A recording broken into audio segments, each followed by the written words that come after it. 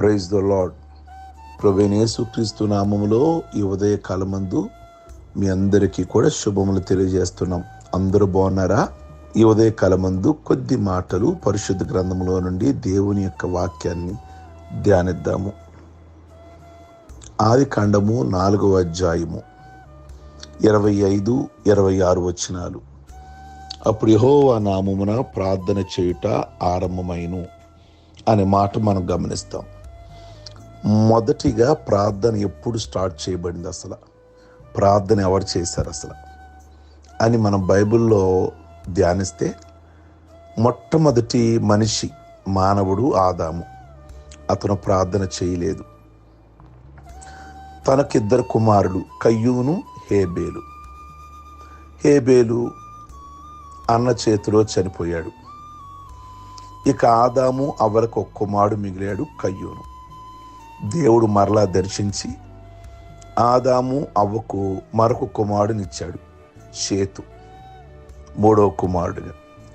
ఆ షేతుకు కలిగిన ఒక కుమారుడున్నాడు, ఎనోష్.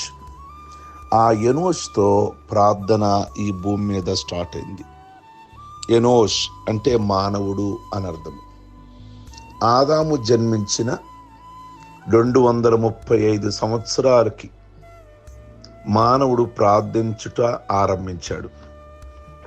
అప్పటి వరకు మరి ఆదాము దేవుణ్ణి ఎలా అడిగాడో, తన కుమారుడైనటువంటి కయ్యూను ఎలా ప్రార్థించాడో, చనిపోయే వరకు హేబేలు ఎలా, నీతిమంతుడే హేబేలు, కానీ ఎలా ప్రార్థించాడో, తన మూడో కుమారుడైన షేతు ఎలా ప్రార్థించాడో, కానీ ఆదాం మనవడు ఫస్ట్ భూమి మీద ప్రార్థన స్టార్ట్ చేశాడు.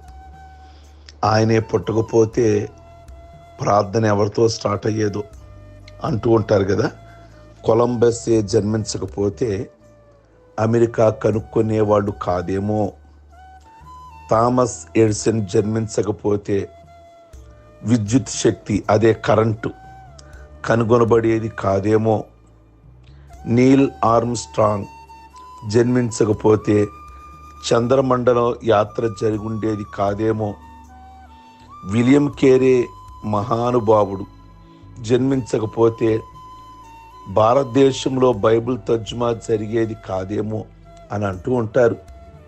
అలాగే ఎనోష్ పుట్టకపోతే ఎవరో ఒకరి ద్వారా ప్రార్థన స్టార్ట్ అయ్యేది, కానీ ఎనోష్తోనే ప్రార్థన స్టార్ట్ అయింది.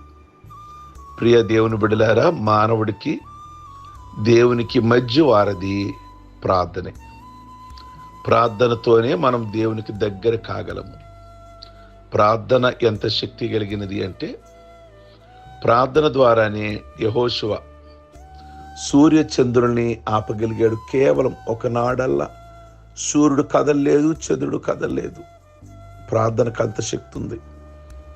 ప్రార్థన ద్వారానే ఏలియా అగ్నిని కురిపించగలిగాడు, వర్షాన్ని రప్పించగలిగాడు, వర్షాన్ని ఆపగలిగాడు. అంత శక్తి ఏలియా ప్రార్థనకుంది. ప్రార్థన ద్వారానే హిజ్కియా రాజు ఆయుష్ పొడిగించుకోగలిగాడు. 15 సంవత్సరాల ఆయుష్ దేవుడు పొడిగించాడు. కేవలం చనిపోతానన్న వ్యక్తి దేవుని సన్నిధిలో ప్రార్థిస్తే 15 సంవత్సరాల ఆయుష్ దేవుడు పొడిగించాడు, కేవలం ప్రార్థన వల్లే. పేతురు సంఘము ప్రార్థన చేస్తే చెరసాలలో ఉన్న పేతుర్ని దేవుడు బయటికి రప్పించాడు. అందుకే సమూయేలు అంటాడు, ప్రార్థన లేమి పాపము అన్నాడు. అంటే ప్రార్థన చేయకపోవడం అనేది పాపము అన్నాడు. ప్రియమైన దేవుని బిడ్డలారా, ప్రార్థన పరలోక నిధిని తెరిచే తాళం లాంటిది. కనుక మీరు క్షేమముగా ఉండాలి అంటే ప్రార్థించాలి. ఆ ప్రార్థన ఎనోష్ ద్వారా ఈ లోకంలో ప్రారంభించబడింది. అట్టి శక్తి కలిగిన ఆయుధము ప్రార్థన. ఆ ప్రార్థనతో మన కుటుంబాలు, మన పరిస్థితులు అనేకమైనటువంటి మార్పు కలగాలంటే ప్రార్థన చేద్దాం, దీవించబడదాము. ప్రార్థించుకుందాం.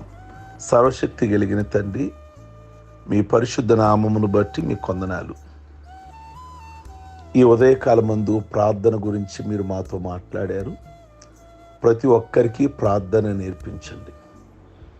శిష్యులు మీ దగ్గరికి వచ్చినప్పుడు మీరు పరలోక ప్రార్థన వారికి నేర్పించినట్లుగా చిన్నలేమి, యవనస్తులేమి, పెద్దలేమి ప్రతి ఒక్కరికి కూడా ప్రార్థన అలవాటు చేయండి. కేవలం సేవకులే వాళ్ళ కొరకు చేయటం కాదు, వాళ్ళు కూడా ప్రార్థన చేసుకునే ప్రభువా అలవాటు చేసుకోవడానికి కృప దయచేయండి.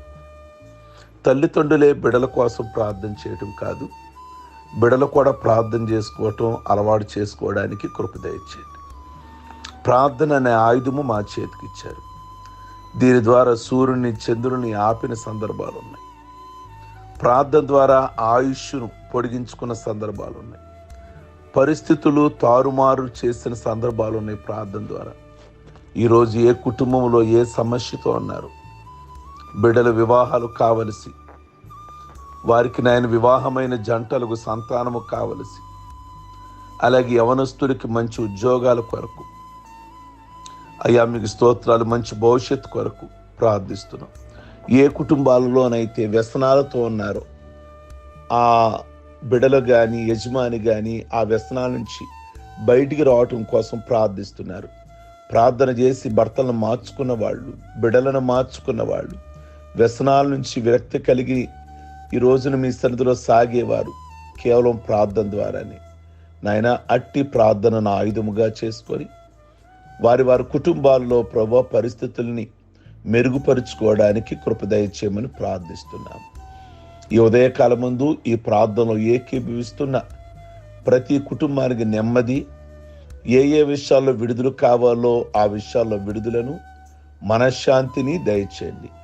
ఈరోజు పెళ్లి రోజులు, పుట్టినరోజులు, అలాగే రక్షణ పొందిన రోజులు చేసుకుంటున్న బిడ్డలందరినీ కూడా జ్ఞాపకం చేసుకొని నూతన శక్తి, నూతన బలము దయచేసి ఇలాంటి సంవత్సరాలు అనేకమైనవి చేసుకుంటూ మిమ్మల్ని స్తుతించే కృప దయచేయమని యేసు పరిశుద్ధ నామములో అడుగుచున్నాం తండ్రి. ఆమేన్. God bless you. మీ అందరికీ ఉదయకాలమందు